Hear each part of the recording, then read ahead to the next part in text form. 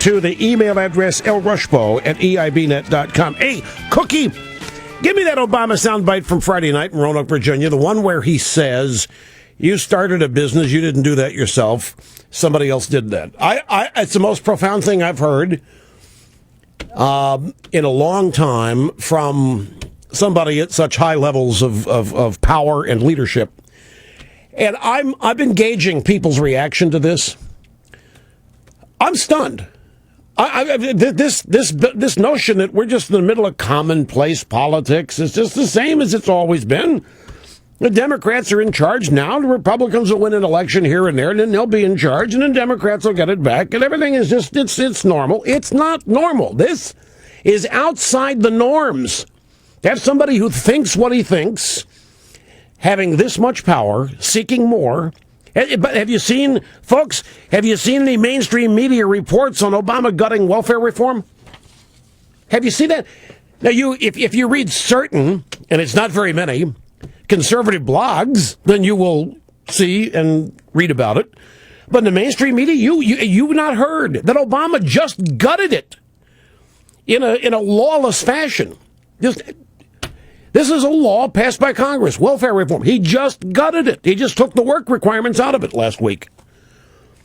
And nobody said anything, really. Least of all the Republicans. I mean, if they did, I don't recall it. So if they did say it, if a Republican or a series of Republicans said something, it wasn't powerful enough that I recall it. Just amazingly, breathtakingly unbelievable stuff.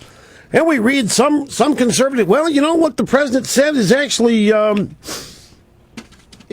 right. We got to the president's right. People don't get there on their own. Here it is. Grab audio soundbite 25. I'm going to tell you something. I got a note from a friend yesterday. I probably shouldn't tell you this, but now I'm obligated to since I said this. I had a friend write me a note after the program yesterday, and he said, look, Rush, you know as well as I do that it's over. It's math. It's simple mathematics. The debt, the deficit, it's only a matter of time until they come and clean everybody out who still has any money. So, Rush, when you get tired of spitting into the wind, that's how he described me doing the program. When you get tired of spitting into the wind, call me, and let's talk about what we can do to protect our families from what's coming. Now, Sturtley's in there laughing himself silly and so forth. But I got this email from a buddy. He honestly believes that he's going to have to take drastic action to protect what he's got from Obama, from the government. Then on the other side of it, Yahoo has this new CEO.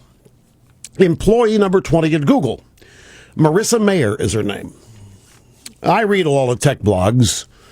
It's my avocational interest, as you well know. So I'm reading about this yesterday afternoon, and I'm, as I am wont to do, whenever I read, I always ask myself, what are this person's politics? And 9 out of 10 times they're liberal. Well, turns out that this babe is not only liberal Democrat, she is a bundler and a fundraiser for Obama and has hosted fundraisers in her house. She's 37 years old. By the way, for you women, something interesting. She got the CEO gig. She's the first prominent female computer engineer in Silicon Valley. Badge 20 at Google. She was an exec there. She was a programmer. She's pregnant. She's going to be going on maternity leave somewhere soon.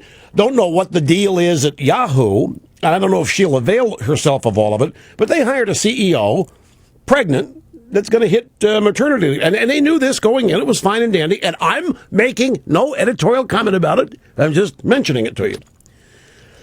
My point is, here we have Obama saying, if you've got a business, you didn't build that. Somebody else made it happen. 2 days later, I learn that the new CEO of Google can't wait to give this guy more power.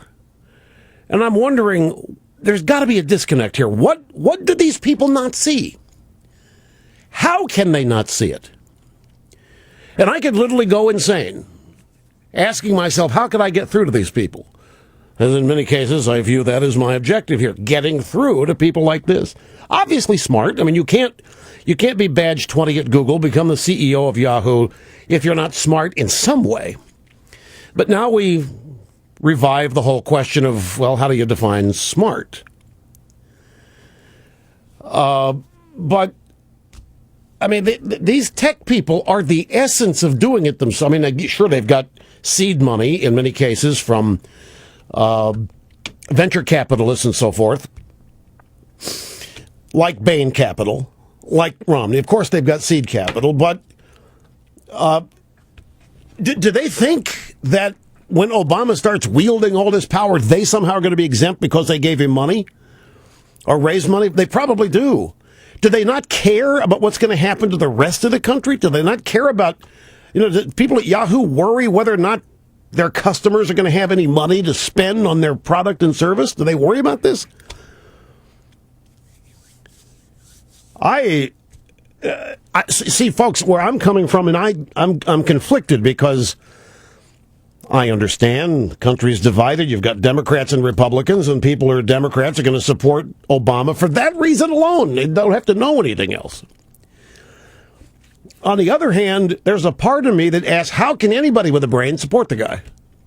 How can anybody who understands free enterprise, and these people were in Silicon Valley, I mean, the essence of free enterprise, how can any of them support this unless... Oh, we all know the answer, but it's just still frustrating. Ideology trumps all. Liberalism comes first, and it doesn't.